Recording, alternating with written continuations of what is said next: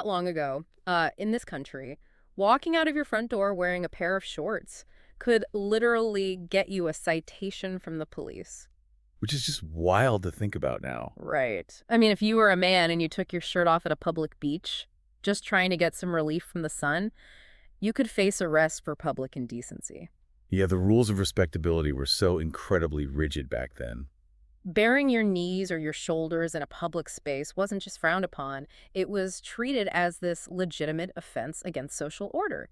And today, you walk down any street in mid-July, and shorts are basically the default uniform. Yeah, everybody's in shorts. But in the early 20th century, people obeyed these fierce dress codes, even when doing so caused immense physical suffering. Well, when you look at archival photographs from that era, it's shocking to see what people put themselves through. You see these men standing on sweltering city sidewalks in full wool suits. Full wool in the summer. Full wool, complete with the ties, the waistcoats, the hats. And women are wearing heavy, layered, long dresses. We look back and just assume they were stubbornly clinging to European fashion norms, I guess. Right, but it was more than just fashion. It was. Those dress codes were moral imperatives. Covering up signaled that you were a civilized, disciplined member of society. Abandoning those layers was viewed as a literal breakdown of social discipline. Which really makes you wonder what kind of force it takes to break an entire society out of rules they defended with that much intensity.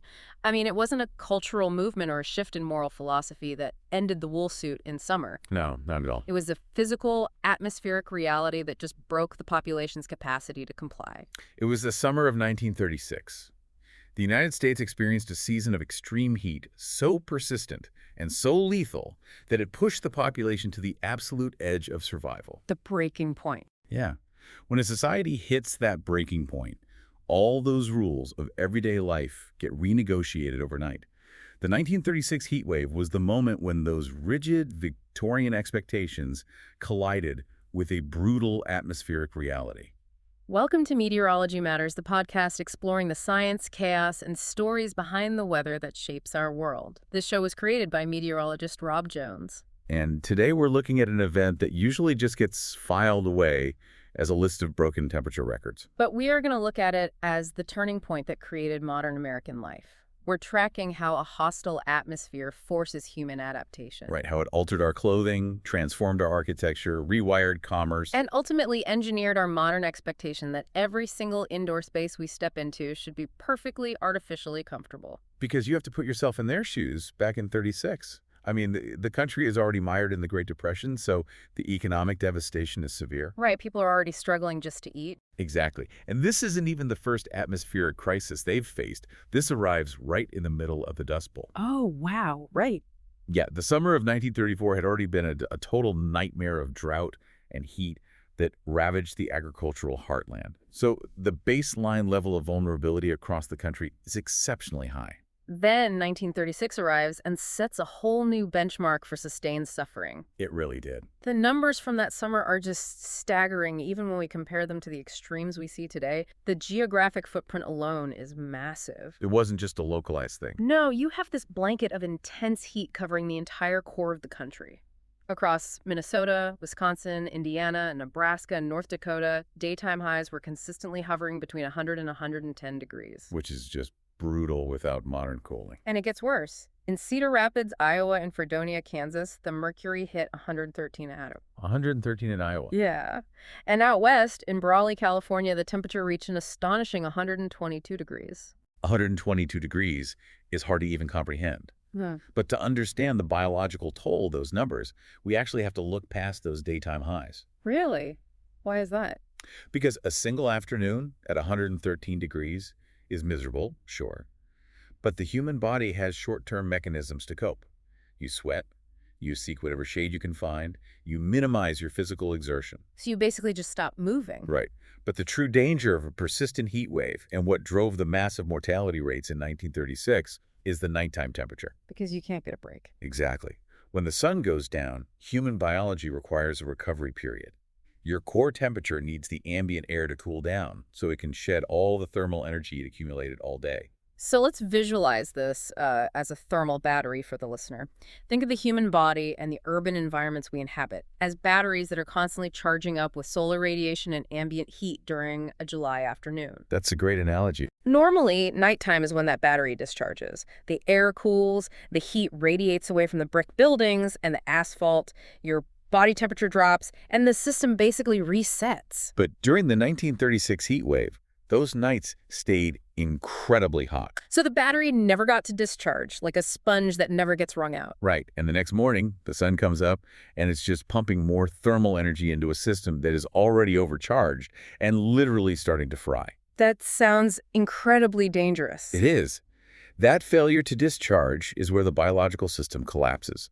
If your environment won't cool down, your cardiovascular system essentially has to run a marathon while you're just lying in bed. Like just from lying there. Yeah, because to cool the body, your heart pumps harder to push blood away from your core and out to the capillaries in your skin, trying to release heat into the air. But if the air in your room is hotter than your skin, Then that heat exchange fails. Your heart is working continuously, your blood pressure can drop as those vessels dilate, and eventually the cardiovascular system just gives out. and the buildings themselves must have made this worse. Oh, absolutely. Masonry, brick, and dense urban infrastructure act as massive thermal batteries themselves. They absorb shortwave solar radiation all day and then slowly radiate it as long-wave heat all night. So inside a third-floor brick tenement in July 1936, the temperature at midnight was essentially identical to the temperature at noon. You're physically trapped in a landscape that has become biologically hostile. And looking through the historical records, it is really fascinating to see that the scientific community was already trying to connect these dots. This wasn't just viewed as a random freak occurrence. No, there was some real foresight happening. Right in the middle of this crisis, a professor of experimental medicine at the University of Cincinnati, this guy named Clarence Mills, wrote a column for the Associated Press that feels like it was ripped from a modern scientific journal. Mills was deeply involved in researching how climate dictates human physiology. In that 1936 column, he explicitly warned the public about irregularly rising world temperatures. In 1936. Yes. He traced this warming trend, with some minor fluctuations, all the way back to about 1850. That's incredible. He laid out a very clear thesis.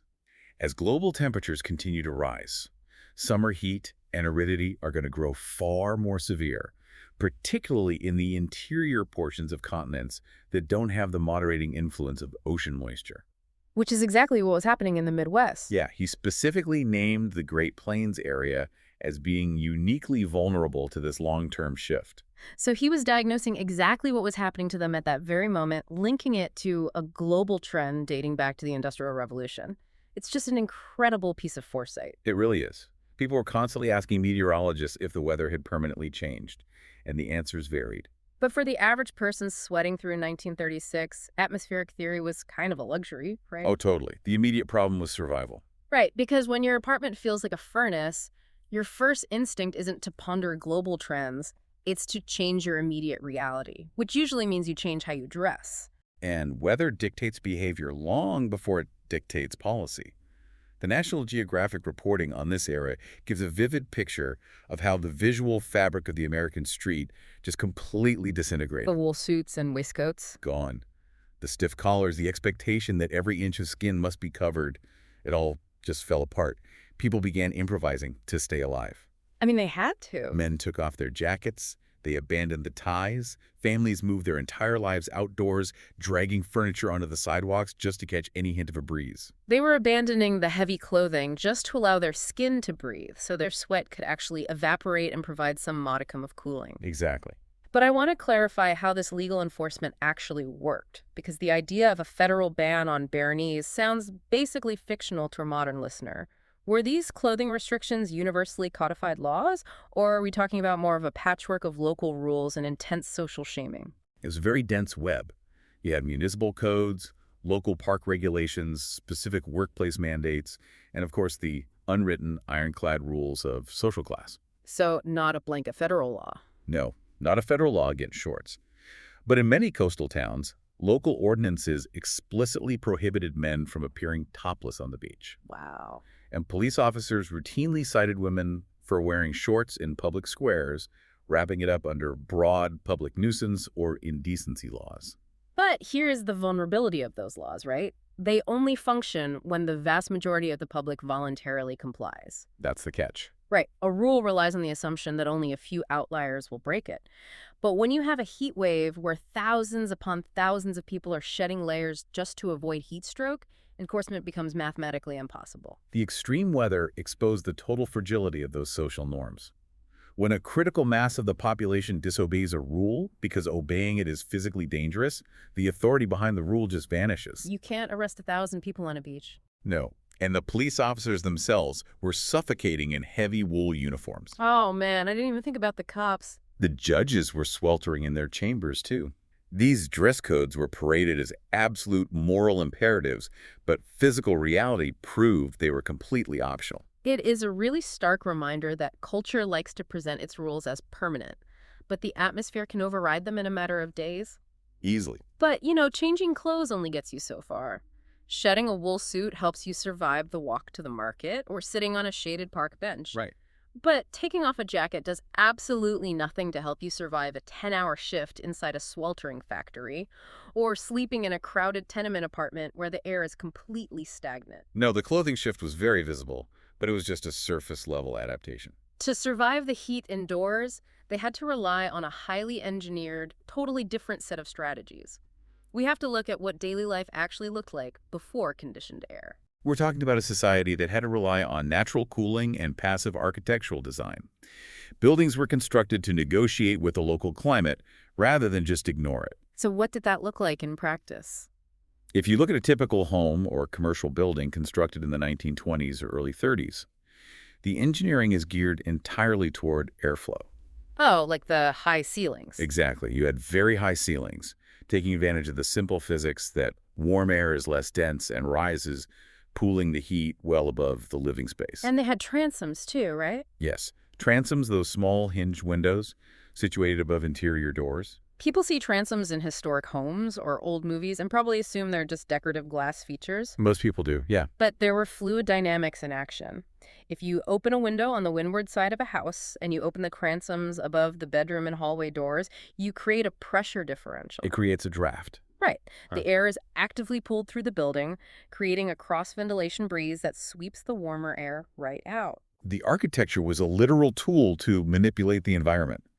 They also heavily utilized deep porches and awnings. An awning isn't just for rain, right? No, it prevents direct, shortwave solar radiation from ever hitting the glass window and entering the home. That's huge. They also built with thick masonry walls, leveraging thermal mass to delay the transfer of heat from the outside to the inside.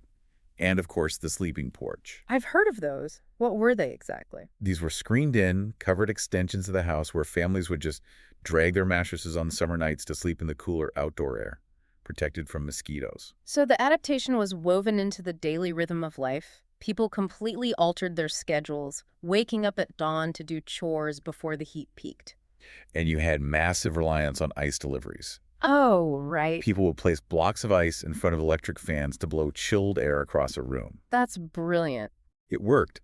The social geography of cities shifted entirely, too.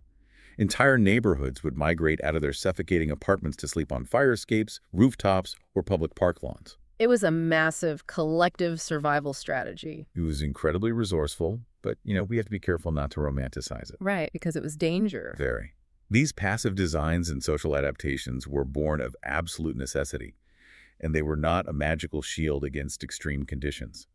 When a high-pressure system, like the one in 1936, settled in, the limitations of passive cooling were brutally exposed.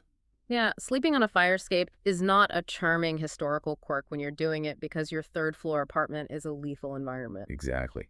And that vulnerability was profoundly unequal. If you had wealth, you left the city for the mountains or a coastal retreat.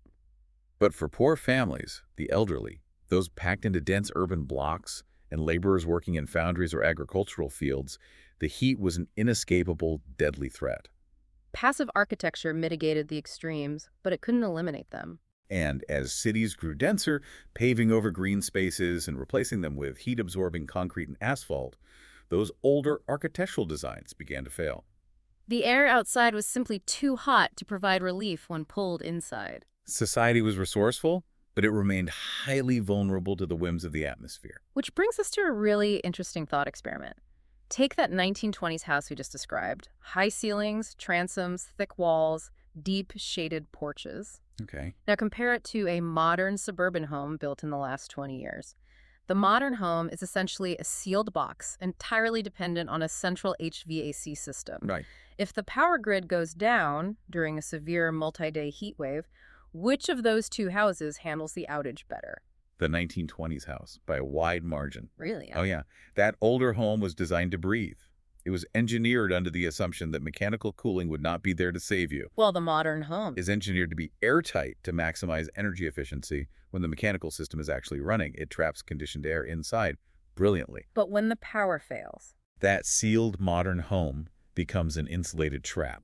It holds the heat in, and without the ability to passively ventilate, the interior temperatures can quickly exceed the exterior temperatures. Wow. So we traded natural resilience for technological dependency. That's exactly what happened. That transition from passive resilience to technological dependency is one of the most profound shifts in human history. It really is. Passive design had hit a wall, particularly for large commercial spaces and high-density urban living. Society desperately needed a mechanical solution. And the fascinating part is the machine that would eventually rewire America had already been invented decades earlier. It was just waiting for the right economic and cultural moment to scale up. Willis Carrier invented the modern air conditioning system back in 1902. Right, but his goal had absolutely nothing to do with human comfort. What was he trying to do? He was an engineer tasked with solving a humidity problem in a Brooklyn printing plant. A printing plant? Yeah, fluctuating heat and moisture were warping the paper and ruining the alignment of the color inks. Carrier realized that by passing air over coils filled with a cold coolant, he could force the moisture in the air to condense onto the coils. So simultaneously lowering the humidity and the temperature. Exactly.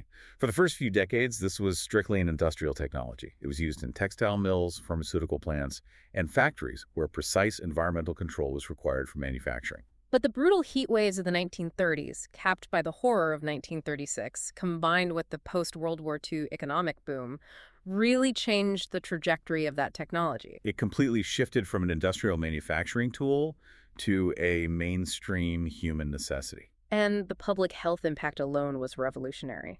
When air conditioning began to scale into residential spaces, hospitals, and maternity wards, infant mortality dropped significantly. The numbers on that are incredible. A baby's chance of survival actually shot up by 26% if they were born in an air-conditioned room. It was saving lives from day one. But the adoption wasn't driven purely by residential health. No. No, the real catalyst for widespread public acceptance was commerce. Air conditioning was deployed as a highly effective business strategy. Oh, like the movie theaters. Exactly. The first places most ordinary Americans experienced mechanical cooling were movie theaters and large department stores. The movie theater connection is huge. Before air conditioning, theaters were notoriously miserable in the summer. They were just unventilated boxes packed with bodies. Yeah, many would actually shut down entirely during the hottest months. But when theater owners started installing Carrier systems, they aggressively marketed the artificial climate. They'd hang these massive banners covered in painted icicles outside the door. Painted icicles, I love that. And people would buy a ticket to a terrible movie just to sit in the refrigerated air for 2 hours. It literally birthed the concept of the summer blockbuster. That is so cool. It established a very powerful psychological feedback loop. The public experienced this profound artificial comfort in a commercial setting, and they realized that suffering through the summer was no longer a biological inevitability. Once you experience that level of relief, you begin to demand it elsewhere. Right. Workers wanted it in their offices, consumers expected it in grocery stores, and eventually, as the engineering allowed the units to become smaller and cheaper, people expected it in their homes. Comfort transitioned from a luxury to a baseline expectation. And once we possessed the mechanics of comfort, we started building those sealed environments we talked about earlier. We essentially built space stations on Earth. That's a good way to put it. Think about a modern downtown skyline across the Sun Belt. We designed completely sealed glass office buildings, vast architectural structures with windows that cannot even be opened. They're completely uninhabitable without a massive, uninterrupted feed of electricity to run the HVAC systems. That is the defining architectural shift of the late 20th century. We stopped building structures that negotiated with the local climate, and we started building structures that actively ignored it. We relied entirely on brute force mechanical engineering to maintain a livable interior. And that newfound capability, the ability to ignore the hostile climate outside your window, fundamentally remapped the demographics and geography of the United States. It created the Sun Belt expansion. Precisely. Before widespread air conditioning, places like Florida, Texas, Arizona, and the broader American South and Southwest faced severe economic disadvantages during the long, oppressive summer months. Massive year-round industrial productivity and corporate growth were incredibly difficult to sustain. The heat was a very real limiting factor on population density. But once you can mechanically cool the interior of a factory, a hospital, a school, and a massive subdivision, the climate is no longer a barrier to entry. Places that were historically considered too hostile for massive expansion suddenly became the booming economic centers of the Sun Belt. Millions of people migrated to regions where they previously never would have settled, permanently shifting the economic and political balance of the country. The technology did way more than solve a physiological problem. It altered human migration. But it also created a new systemic vulnerability. How so?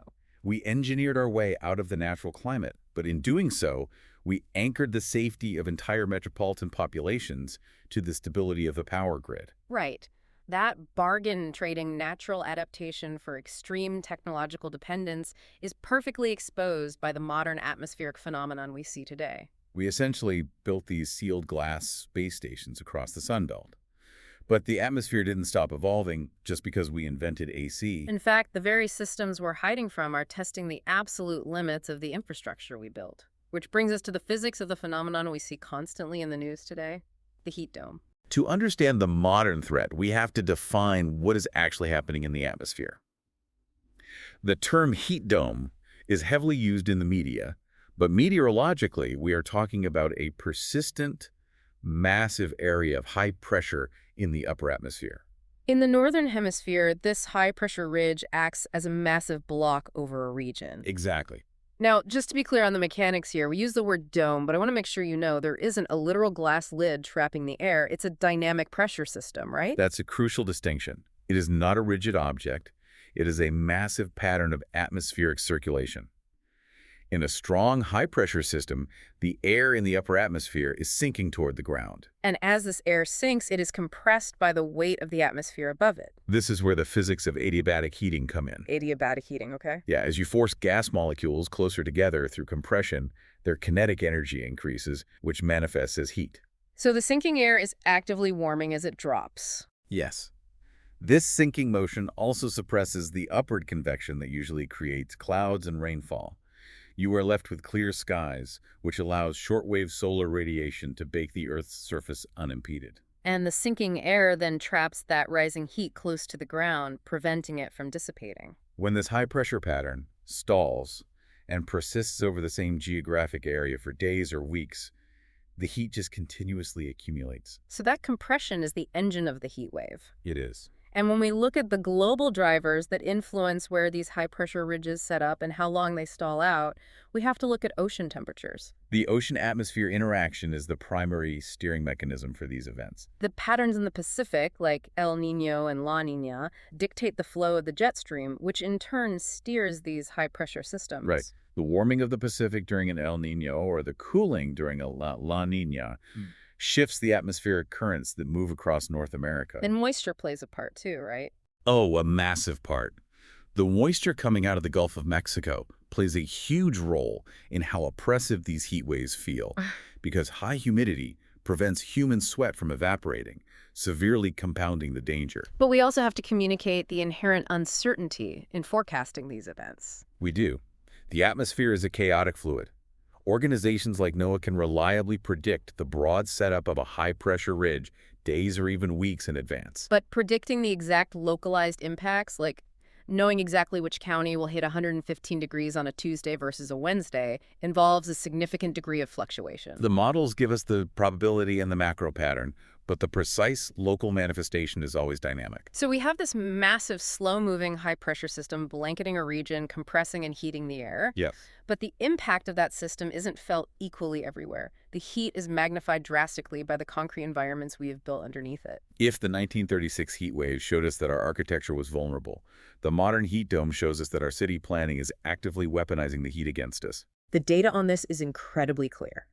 We have to look at the research from the EPA on what is known as the urban heat island effect. The EPA has documented extensively how developed urban areas experience significantly hotter temperatures than nearby rural or suburban areas. And this basically comes down to the albedo effect, right? How much solar radiation a surface reflects versus absorbs. Exactly. When you replace natural landscapes like forests, fields, and wetlands with dense concentrations of dark pavements, asphalt roads, and concrete buildings, you create a localized microclimate that acts like a massive sponge for thermal energy. Think about a massive asphalt parking lot in the middle of a July afternoon. It has a very low albedo, meaning it absorbs almost all the shortwave solar radiation hitting it. It doesn't just get hot on the surface, it holds that heat deep in the material and radiates it back out as long-wave heat into the air. If you stand in the middle of that parking lot and then walk a quarter mile into a heavily wooded park with a dense canopy, the temperature drop is immediate and drastic. You can feel a difference of 10 to 15 degrees simply because of the surfaces around you. And this brings us right back to the severe danger of warm nights. Right, because the concrete and asphalt of the urban heat island release that stored energy very slowly after the sun goes down. So the cities stay significantly warmer at night than the surrounding countryside. And as we discussed with the 1936 event, if the nighttime temperature does not drop, the human cardiovascular system cannot recover. The health realities of this are severe, and they are closely tracked by the CDC. The CDC data on heat-related illness is sobering because it highlights how quickly the body's thermoregulation can be overwhelmed, even for young, healthy individuals. But it also exposes the hidden risks that most people just don't consider. Like what? Well, for example, many common medications fundamentally alter your body's ability to deal with heat. Oh, interesting. If you're taking diuretics for blood pressure, your body is actively expelling water, making you dehydrate much faster. Beta blockers reduce the blood flow to the skin, which physically limits your ability to sweat and cool down. And I imagine the medications themselves are vulnerable. Yes, medications like insulin are highly temperature sensitive and can spoil quickly if they aren't stored properly during a grid failure. The physiological indicators of heat exhaustion are often subtle until you are basically in the danger zone. The CDC emphasizes simple metrics for monitoring hydration, such as checking urine color. Right. If it is light yellow or clear, you are generally adequately hydrated. But in a severe heat island environment, dehydration can occur rapidly, often before the sensation of thirst even fully registers in the brain. And we really have to talk about the most tragic, highly concentrated form of a heat island, which is a vehicle. It's awful. The NOAA statistics are just heartbreaking. In 2025 alone, 31 children died after being left in hot cars. We need to talk about the physics of why this happens so quickly. A car parked in the sun acts exactly like a greenhouse. The glass windows let the shortwave solar radiation pass right through. That radiation hits the dashboard, the seats, and the steering wheel, heating them up. And those interior surfaces then radiate long-wave heat back out. But the glass does not let long-wave heat escape. The heat is physically trapped inside the cabin. The temperature inside a car can jump 20 degrees in just 10 minutes, reaching lethal levels incredibly fast, turning a vehicle into a deadly localized heat island. It is a profound and rapid failure of the immediate environment. And on a macro level, our cities are struggling with a cruel thermodynamic irony regarding our primary defense mechanism against this heat. The irony of modern air conditioning. We talked about how Willis Carrier's invention saved society. But an air conditioner doesn't magically destroy heat.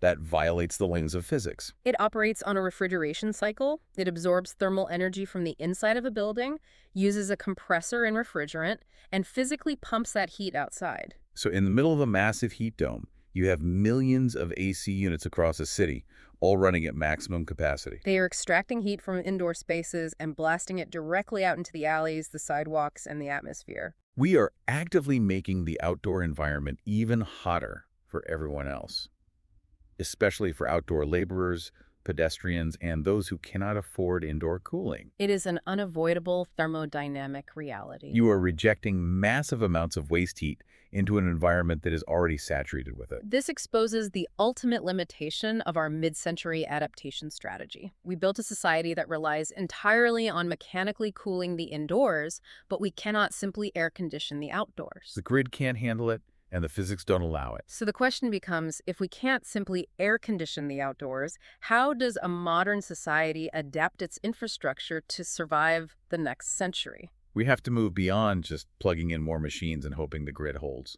The next era of adaptation is about fundamentally re-engineering the built environment itself. The EPA has outlined several major strategies for how communities can start to dismantle these urban heat islands and change the thermal properties of the city. And the solutions mostly focus on altering how the city interacts with solar radiation, right? Yes. The EPA advocates strongly for integrating massive amounts of plants and canopy trees back into urban grids. Because trees provide direct shade, preventing the pavement from absorbing shortwave radiation in the first place. But they also cool the air actively through evapotranspiration.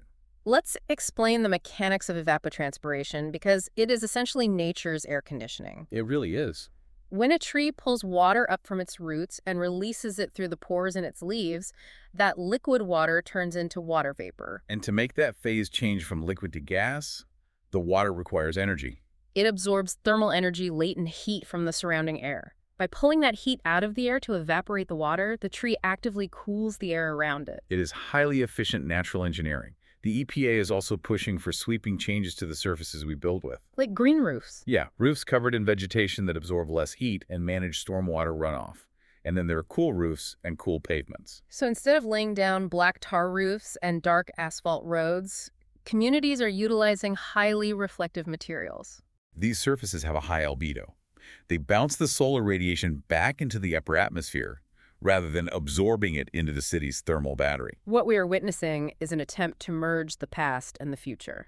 We are recognizing the wisdom of the passive ingenuity from the pre-1936 era, the reliance on shade, cross-ventilation, and thermal mass, and we are trying to integrate it with the high technology of today. Things like ultra-efficient heat pumps and advanced thermal storage systems. We are realizing that the sealed glass box, utterly dependent on a fragile electrical grid, is an evolutionary dead end in architecture. It forces a necessary perspective shift.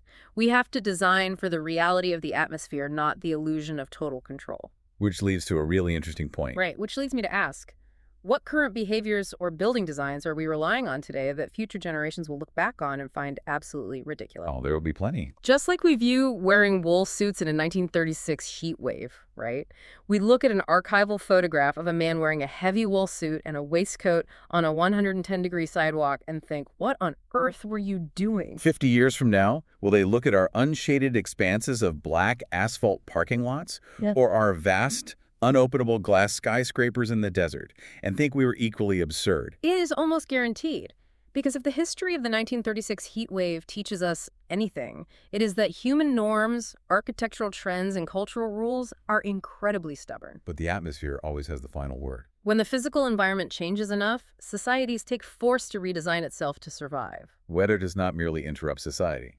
A severe storm passes, a flood recedes, but given enough time and enough atmospheric pressure, extreme weather permanently redesigns the world. The brutal summer of 1936 didn't just break temperature records in the Midwest and California. It broke the authority of Victorian dress codes. It forced a transformation of American architecture. It created the massive commercial demand for mechanical cooling, and it eventually shifted the population map of the entire country. The question we face now isn't whether extreme weather will happen again. The question is what it will force us to change next. The adaptations of tomorrow will require the exact same level of resourcefulness that people showed when they dragged their mattresses to the fire escapes in 1936, but this time applied to the very foundation of how we build our cities. It's going to be a massive challenge. But it's one we have to face. If you want to keep exploring the stories behind the science, be sure to follow Rob Jones on Instagram, TikTok, YouTube, and Facebook. And we rely on your support to keep having these conversations, so please remember to like, follow, comment, and rate the podcast on whatever platform you are listening on right now. You've been listening to Meteorology Matters, created by meteorologist Rob Jones. Thanks for listening, And remember, meteorology always matters.